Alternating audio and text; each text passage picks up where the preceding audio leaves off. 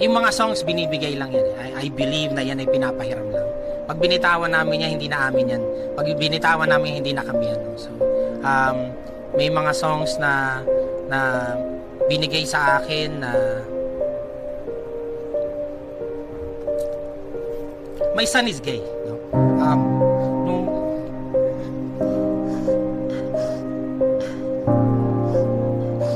Nung sinulat ko yun, hindi niya pa sinasabi sa amin.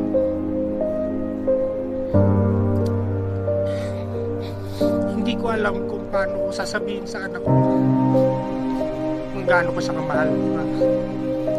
And I know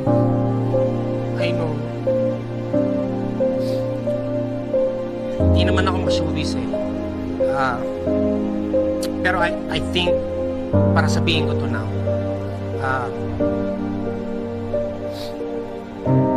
ako ay proud na proud sa anak. Ako ay excited sa kung ano ang kaya niyang ma-achieve sa buhay niya. Parang para siyang, minsan inisip ko, it's how life parang gives you hints of magic sa here and there. Nung natapos ko yung Sirena, hindi ko na maalam. And then, I don't mind. Anak ko yun. So,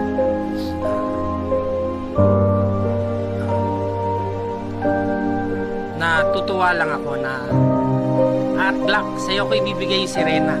Isulat mo yan ha. Pero may surprise ako sa'yo afterwards. And yun.